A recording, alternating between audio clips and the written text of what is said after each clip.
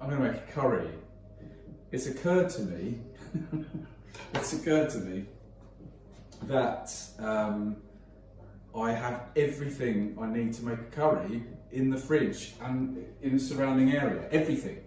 And so this is a curry that I have to make. So what I've done is I've started with the vegetables. These are going to go in a little bit later on, but I want to pre-cook them.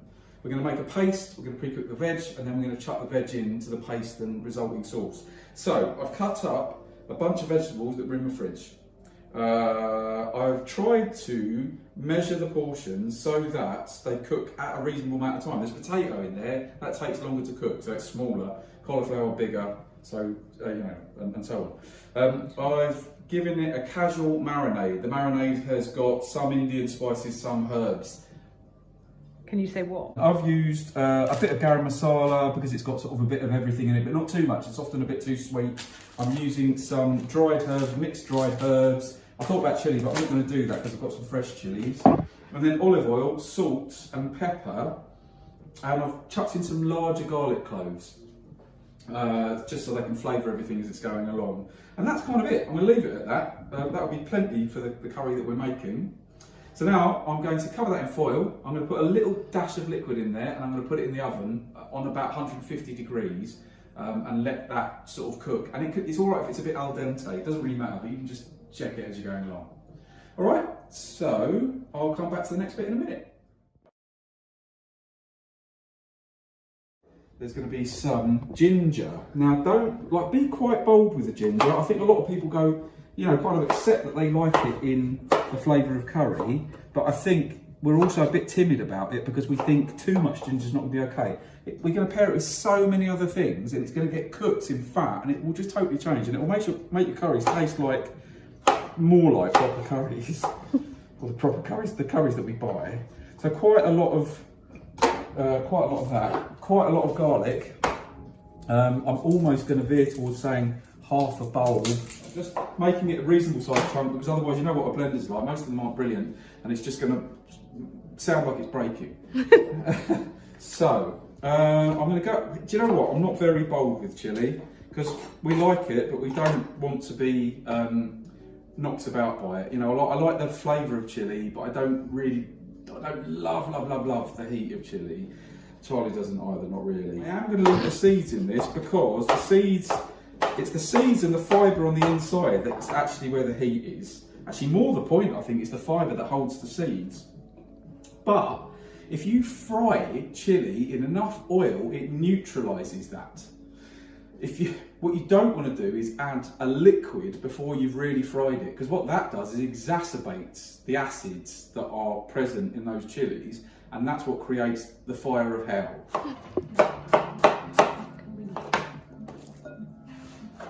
These are the bits that I say that you really should put in. You should have a herb, you should have onion, you should have garlic, you should have ginger. They're the really strong Indian aromatics. Now, here are the other things and a few other sort of details. So just a little bit of that. You barely see it, but it's in there. At this point, a bit of salt. Decent little bit of salt. Lemons, roll your lemons before you cut them.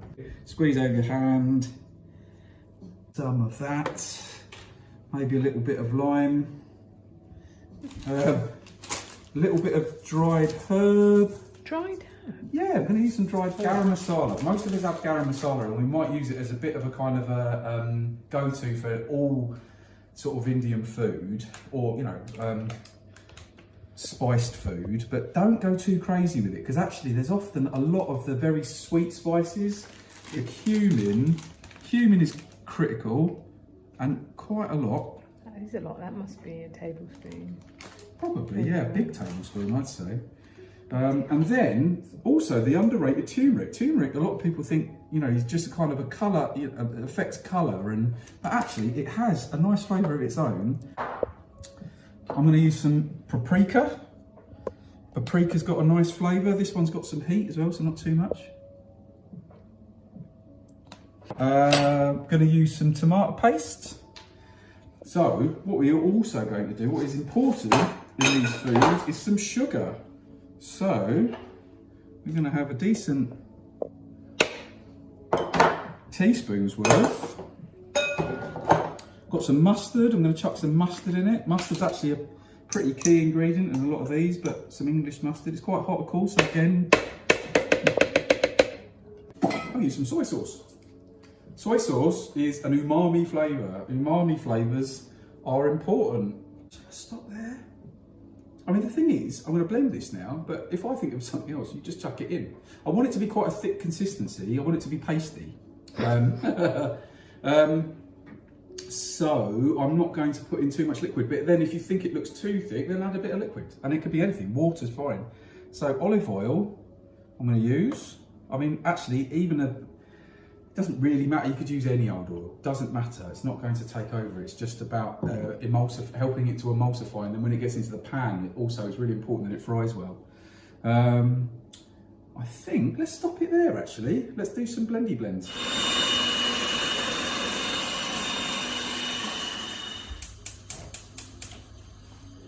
Now this pan is looking quite hot, so now what I'm going to do is I'm now going to fry the paste. I'm going to go for it. I'm going to fry the lot. It will do that quick, so there's liquid in it, but we just have to cope with that. Now you don't want to. It's not going to burn really because there's liquid in there, but you know, do be a bit careful. I'm going to cook that for a few minutes.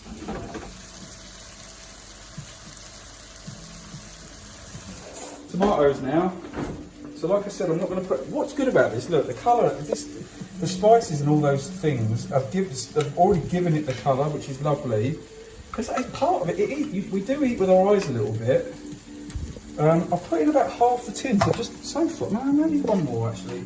But like I said, discarded the juice.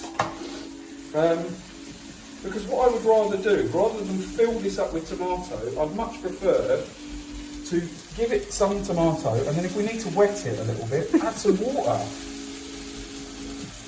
And I know there's something funny to be said about, you know, water, when I said don't water it down, but tomatoes have got like this kind of, it's the acidity in the tomatoes that are going to ruin the flavour. The water will do very little to adjust the flavour. That's nice, Jen. Thanks very much. Said that high. What I might do is taste it. If I think it could do with a bit more tomato, seeing as we've taken out the juice, I might do it. Well, we haven't actually seen you taste.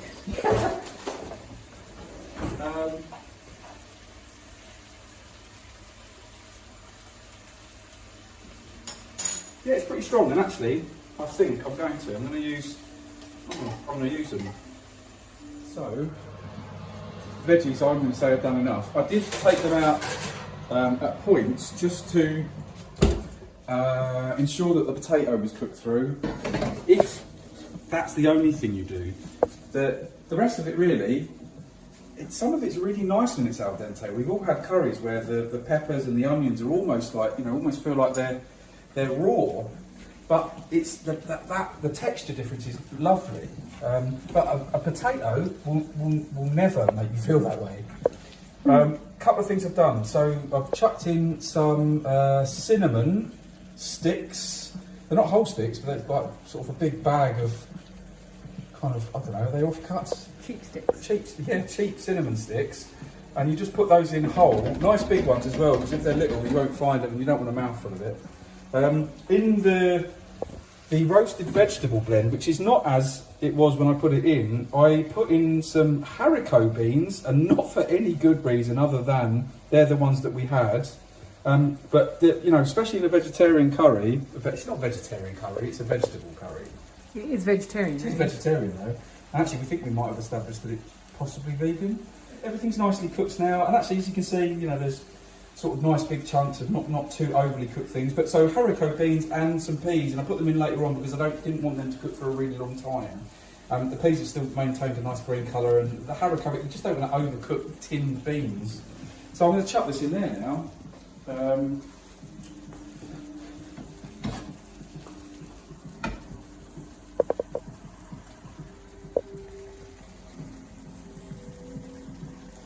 one thing I did do just before this went in, was to taste the resulting sauce, or the sauce created from the paste and the tomatoes, to add seasoning required at that point. So this is quite an important tip. Often, and I'm sorry if I've said this before, but when we make sauces and things like that, a lot of the times what we're trying to do, we taste it and we're trying to adjust it at, mid-cooking. But what happens is when you reduce down a sauce, if you put salt in it, right, and it can taste very salty at one point, as soon as you take away a lot more of the liquid, the salt is going to become much more apparent. So don't put in too much salt at the start. And I am a terror for it. I do it too much anyway. But do it at the end. Just wait and add sugar, salt, a little vinegar if you think it needs a pick-me-up. Do it at the end.